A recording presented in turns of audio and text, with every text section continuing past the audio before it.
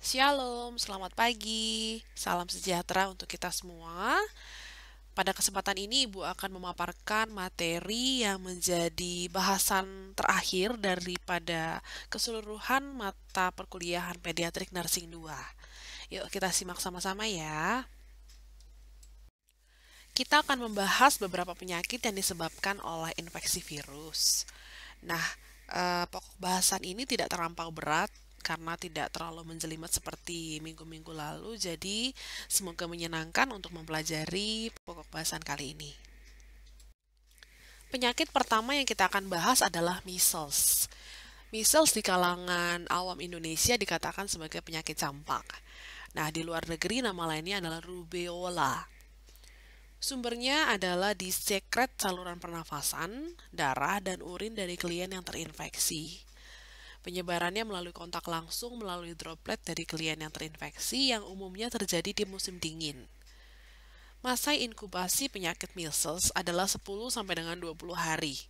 Dan penyakit ini merupakan penyakit yang infeksius, yang serius, dan sangat menular di kalangan anak. Periode menularkan itu mulai dari 4 sampai dengan 5 hari setelah res muncul, tetapi umumnya di fase prodromal. Nah, masa prodromal itu sendiri adalah masa di mana anak mengalami demam dan malaise. Malaise itu kelemahan atau keletihan yang dirasakan klien. Setelah 24 jam kemudian muncul koriza, batuk, dan konjungtivitis. Koriza itu seperti infeksi saluran pernafasan atas, khususnya di bagian nasal ya, kayak pilek, inflamasi seperti itu. Ciri khas daripada measles adalah koplik spot, yaitu spot kemerahan irregular dengan bagian tengah berwarna putih yang muncul di area mukosa mulut, berseberangan dengan gigi molar. Jadi kalau tampak di luar itu ada pipi, nah di bagian dalam itu adalah koplik spotnya terjadi. Koplik spot terjadi 2 hari sebelum resnya timbul. Gejala ini kemudian bertahap muncul semakin parah sampai dengan hari kedua setelah res muncul. Kemudian berangsur-angsur res mulai berkurang. Kita bisa lihat di sini pada hari pertama daripada penyakit measles itu muncul koplik spot on buccal mucosa ya.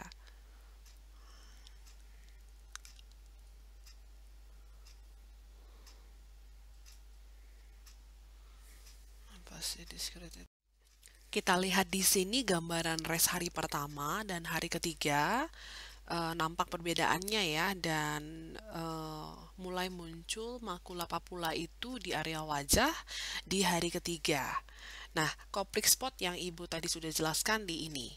Di gambaran sebelah kanan ada titik-titik kemerahan, kemudian tengahnya putih yang berdekatan dengan molar atau gigi geraham kita. Lebih jelasnya lagi, berikut adalah gambaran daripada koplik spotnya ya, jadi ada area kemerahan di dalam mukosa mulut, di area pipi bagian dalam, kemudian ada bercak putih di tengahnya, bentuknya irregular. Res muncul di hari ketiga sampai dengan keempat setelah onset dari tahap prodromal. Mulai dari erupsi eritema makulopapular di area wajah yang secara bertahap menyebar ke area bawah. Setelah 3 sampai dengan 4 hari, nampak bercak itu berwarna kecoklatan dan mulai beberapa area mengelupas. Tanda dan gejala lain yang berhubungan adalah anoreksia, tidak nafsu makan, kemudian nyeri abdomen, malaise, dan limfadenopati umum. Pencegahan measles sendiri dilakukan melalui imunisasi di masa kanak-kanak dan suplementasi vitamin A. Terapi suportif meliputi bed rest selama periode demam, pemberian antipiretik, dan kadang diberikan antibiotik untuk mencegah infeksi bakteri sekunder terhadap anak yang berisiko tinggi.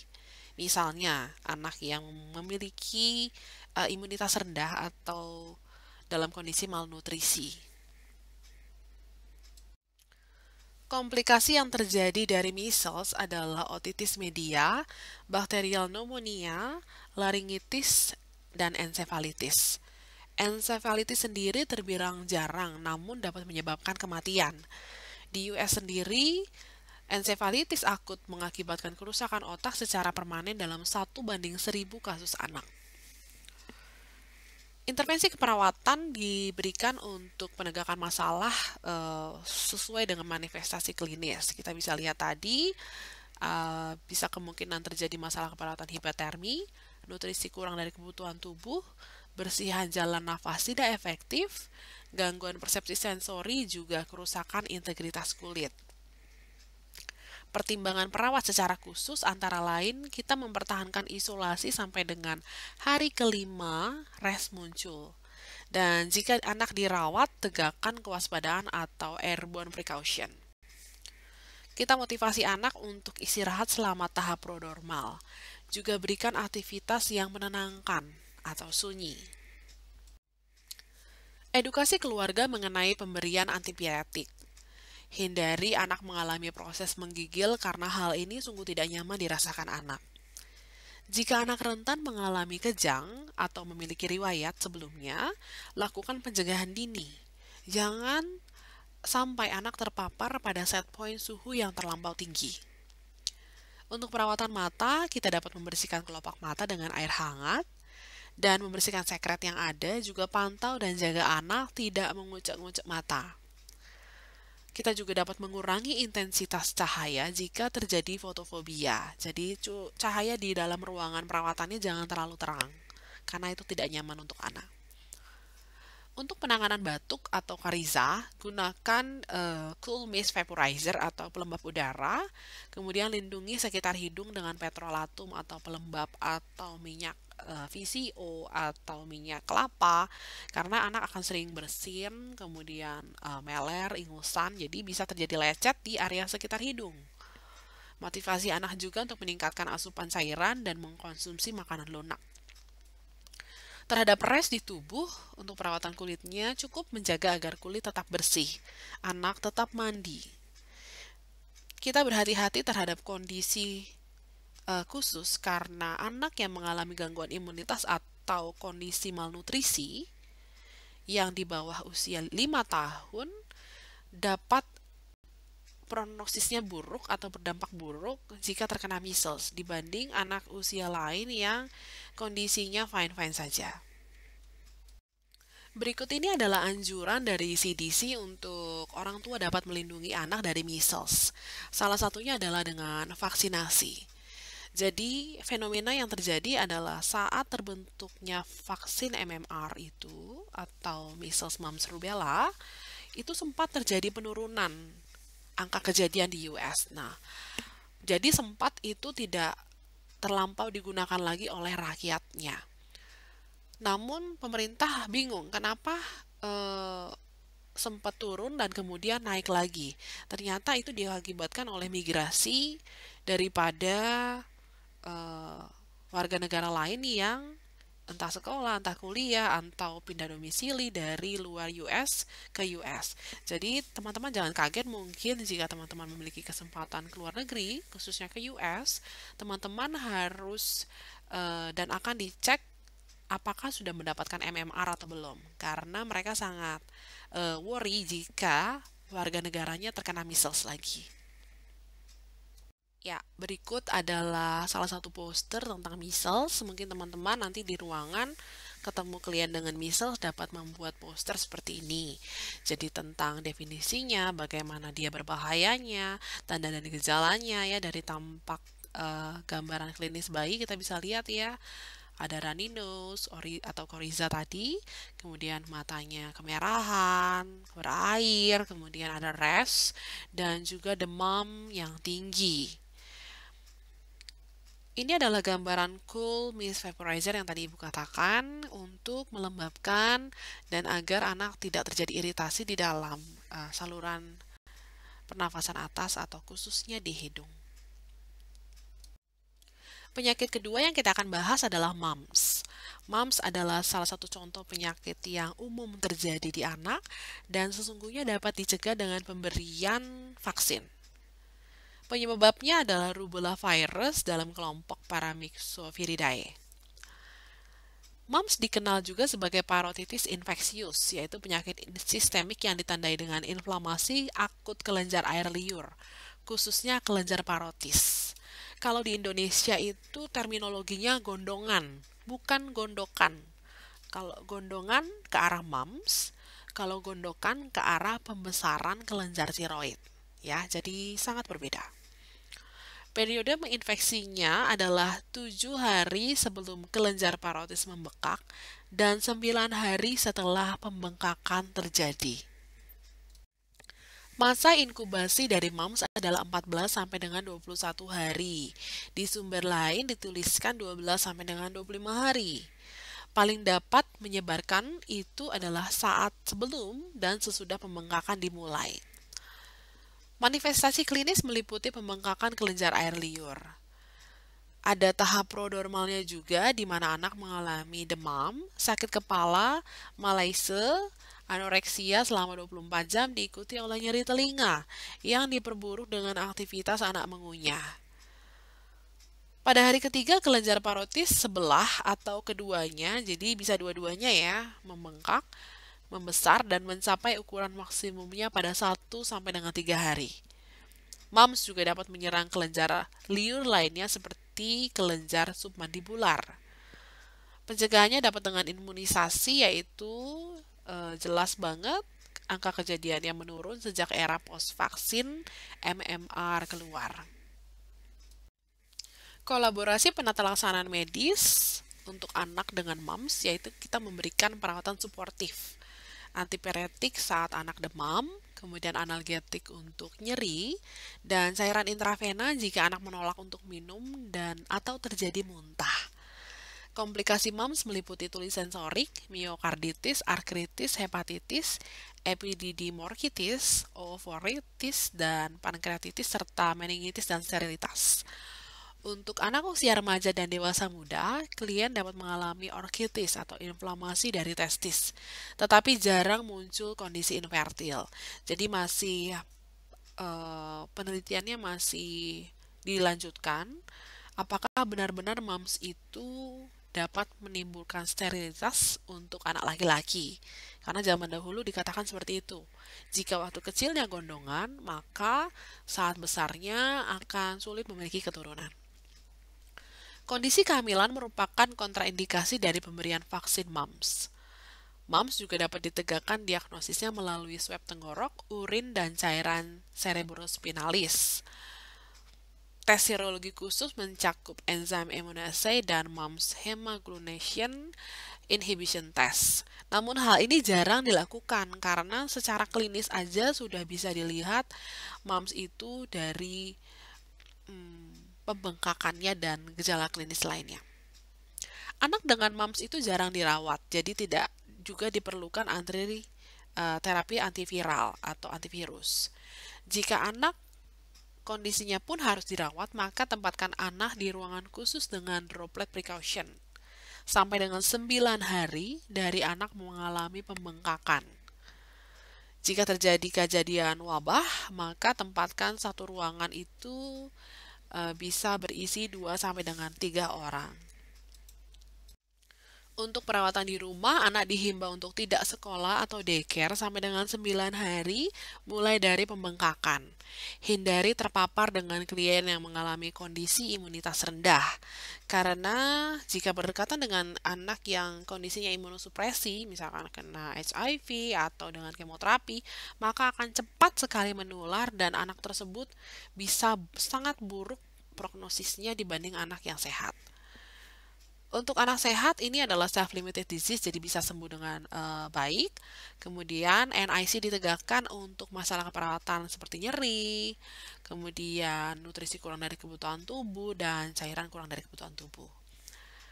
Kita motivasi anak dan orang tua untuk menghindari makanan asam ataupun permen asam atau makanan yang dapat memicu rasa nyeri dan memicu air liur seperti makanan pedas juga ya. Kemudian kita motivasi pemberian cairan dan berikan alat memanggil kepada anak.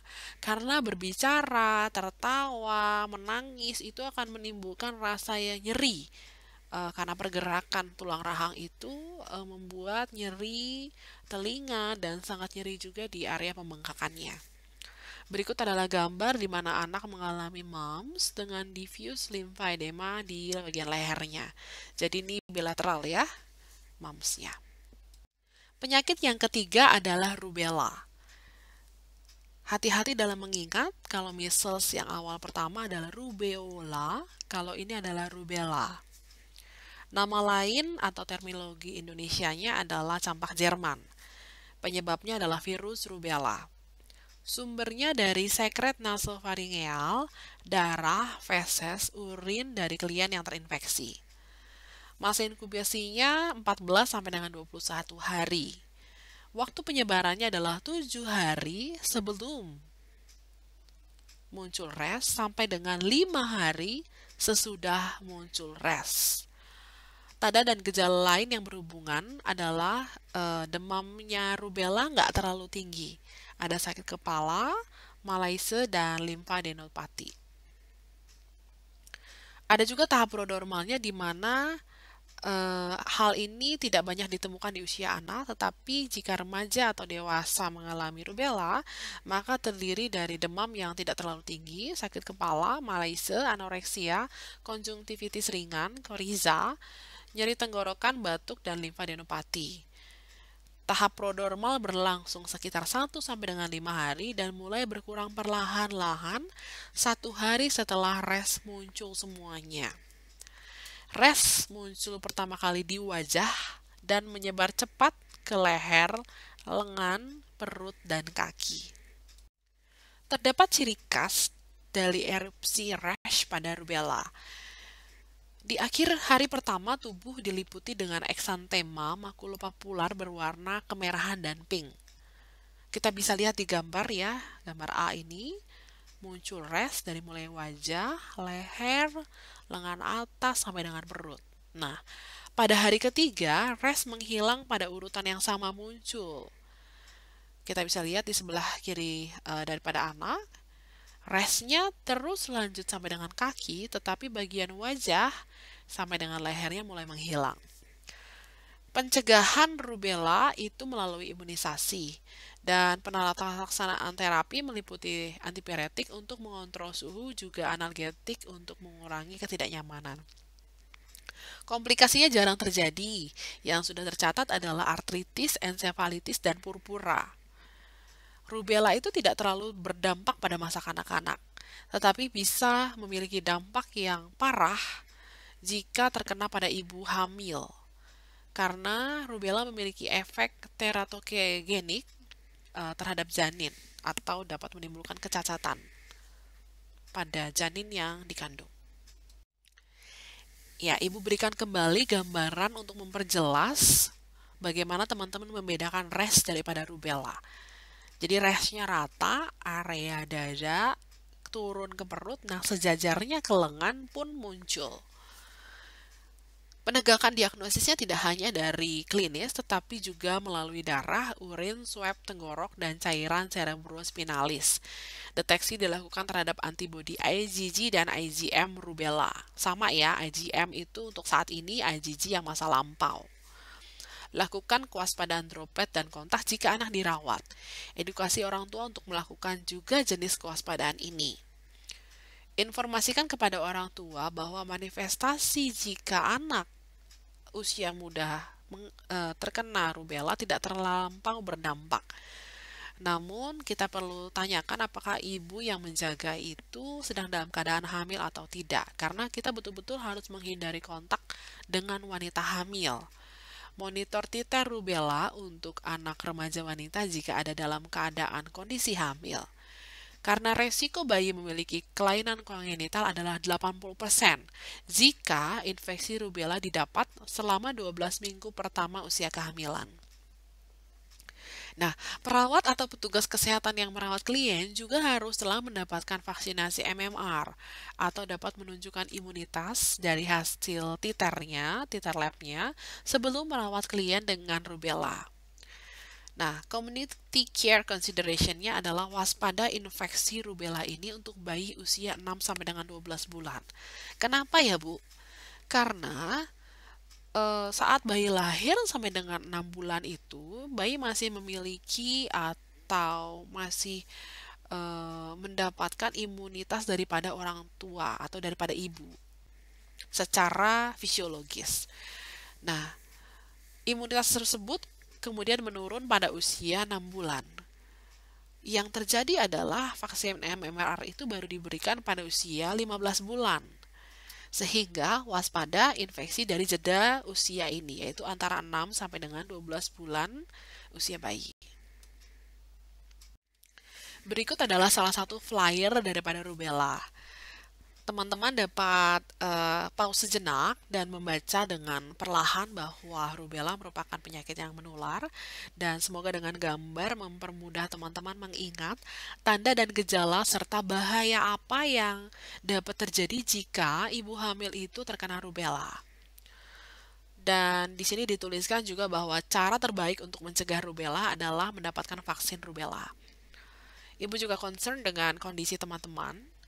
Jadi silahkan bertanya kepada papa mamanya, papa, mama, aku tuh udah pernah dapat MMR atau belum? Jika sudah, puji Tuhan, jika belum, maka menabunglah agar teman-teman segera mendapat minimal 1 kali injeksi MMR. Mengapa? Karena kita tidak tahu teman-teman bisa terpapar dengan kondisi 3 virus itu kapan saja dan di mana saja.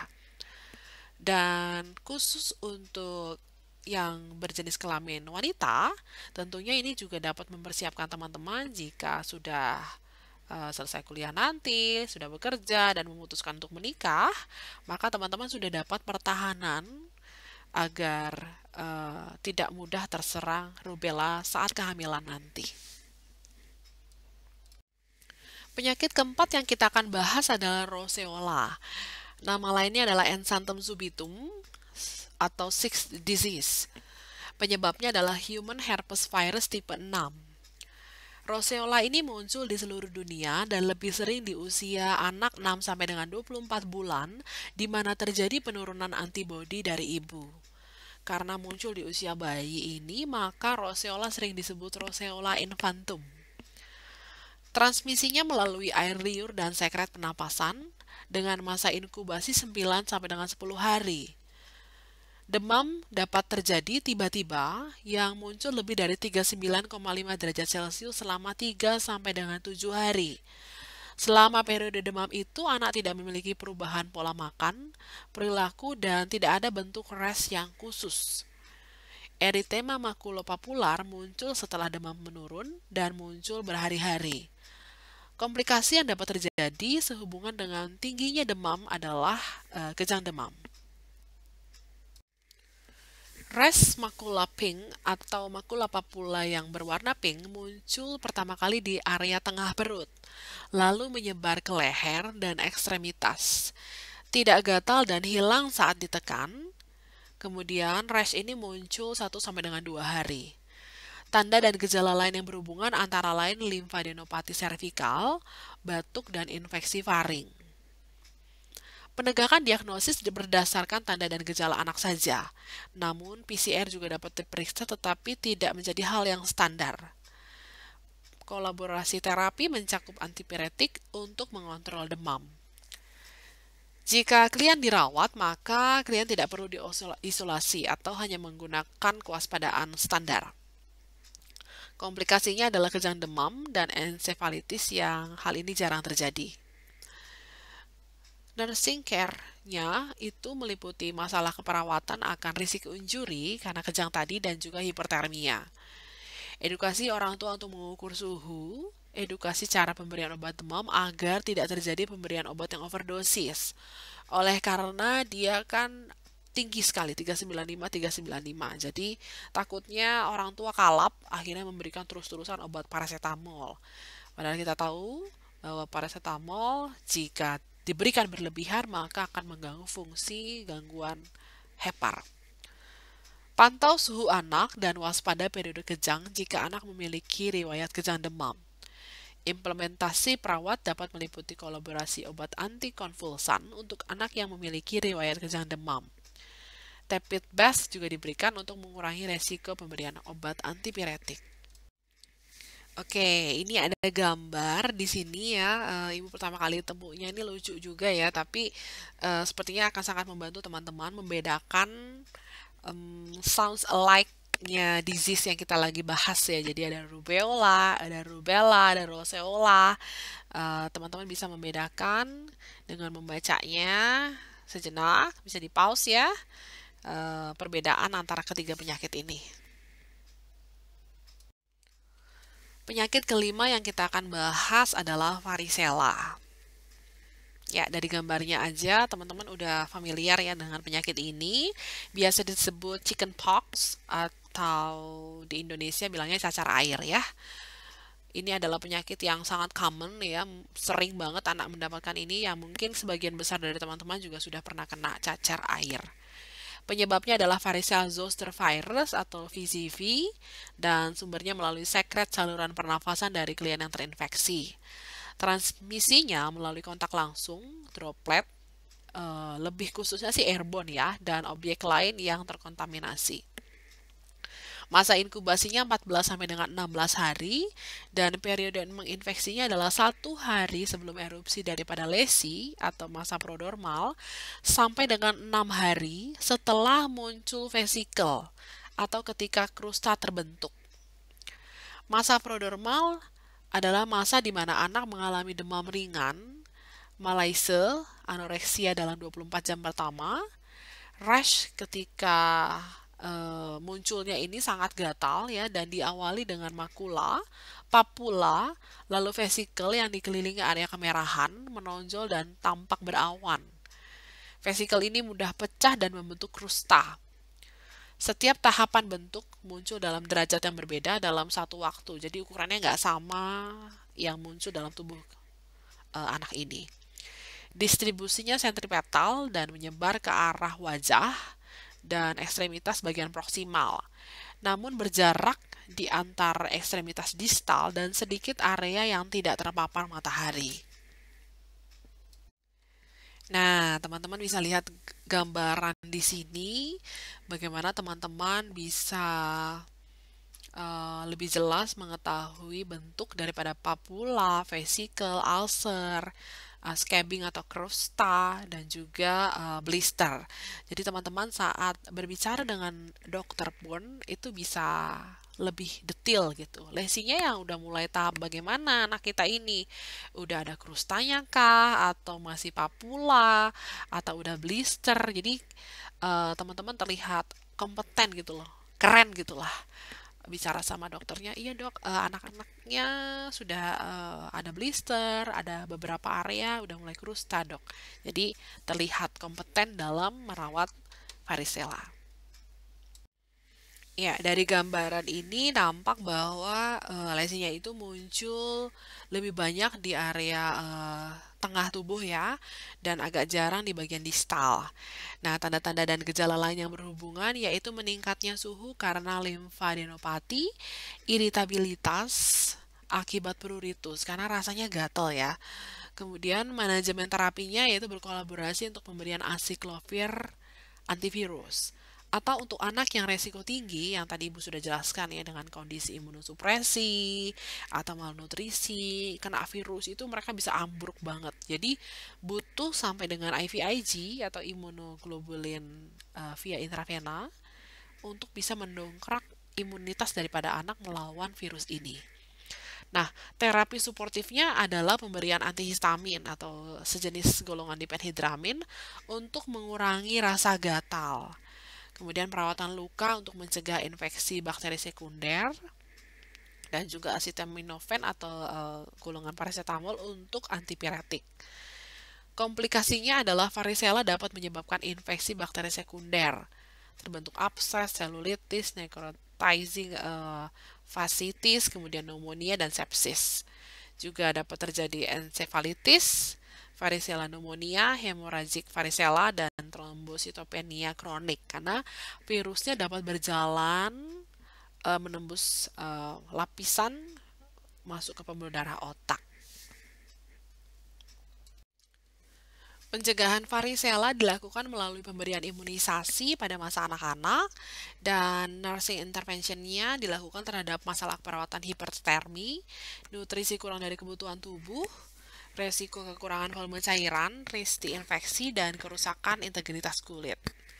Pertahankan kewaspadaan standar airborne dan kontak, dan tempatkan anak dalam ruang isolasi sampai semua lesi menjadi krusta. Jika anak dirawat di rumah, maka pertahankan agar anak tetap berada di dalam rumah sampai dengan vesikel kering, biasanya 1 minggu sejak mulai onset penyakit. Isolasi betul-betul anak yang beresiko tinggi dari anak yang terinfeksi. Terhadap masalah keperawatan kerusakan integritas kulit, kita memberikan perawatan kulit.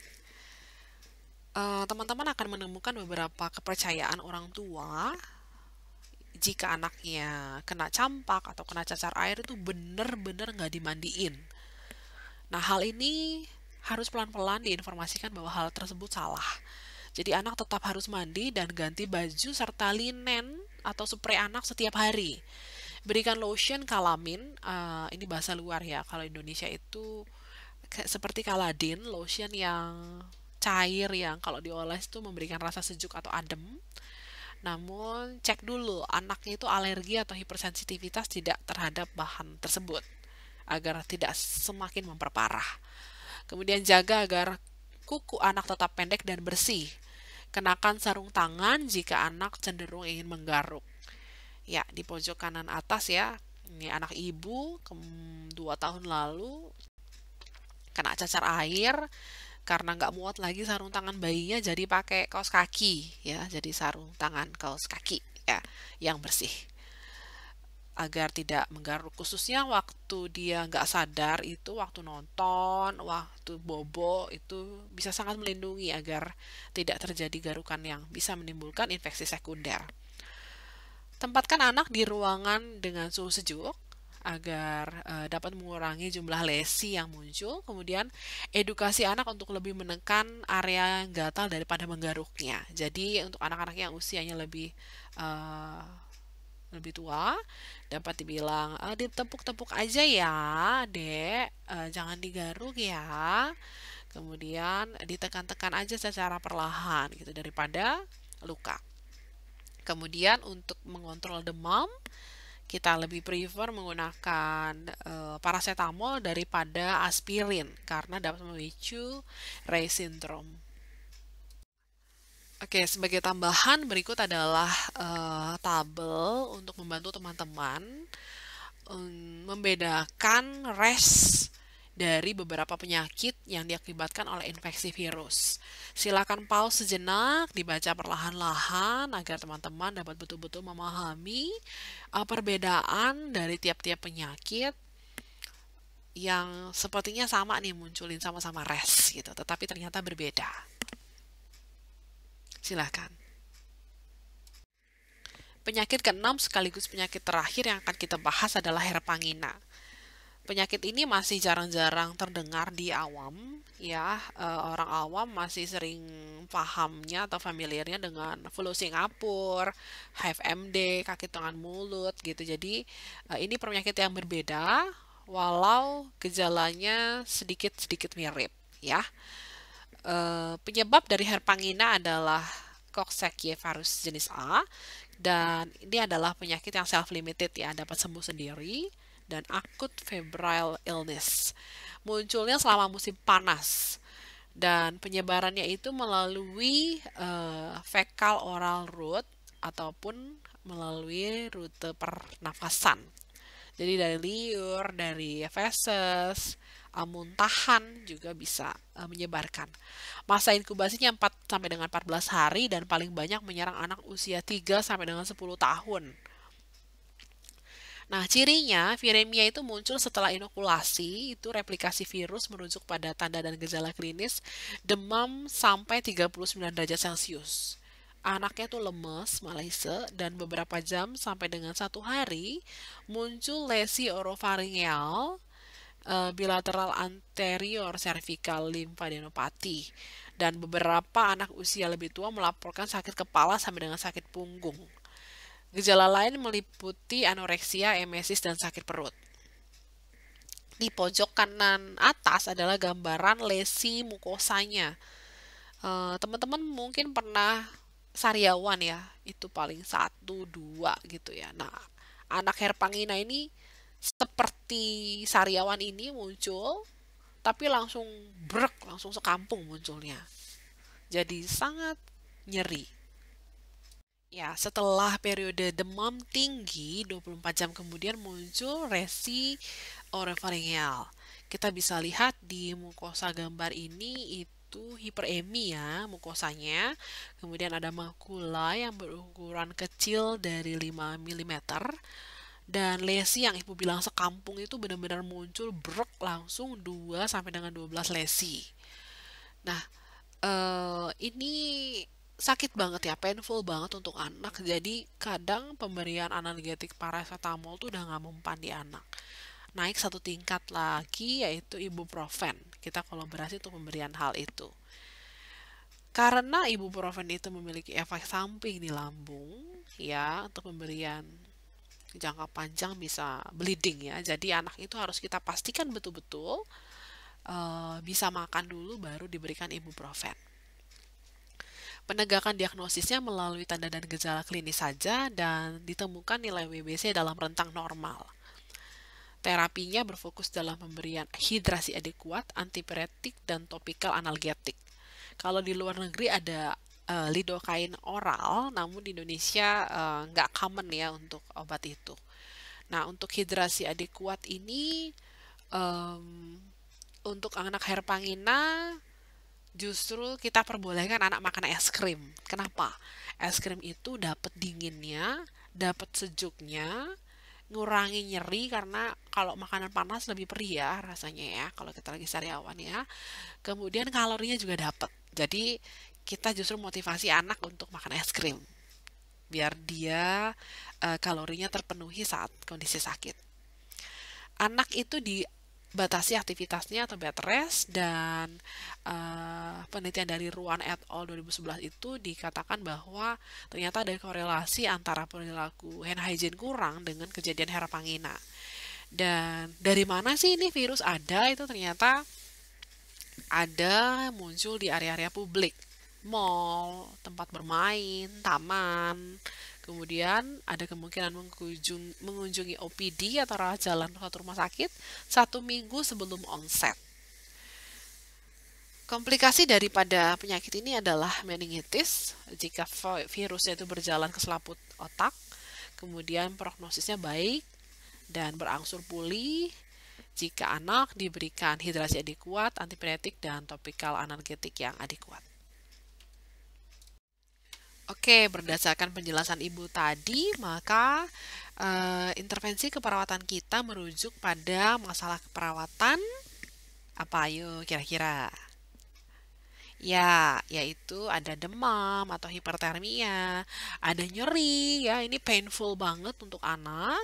Kemudian ada risiko kekurangan cairan karena asupannya itu tidak bisa masuk karena anak terlampau nyeri untuk bisa minum dan makan. Kemudian nutrisi kurang dari kebutuhan tubuh. Berikut adalah referensi yang Ibu gunakan dalam pembuatan materi minggu ke-15 ini. Oke, Ibu mengucapkan terima kasih untuk partisipasi dan atensinya. Kita ketemu lagi tanggal 15 April di kuis terakhir Pediatric Nursing 2.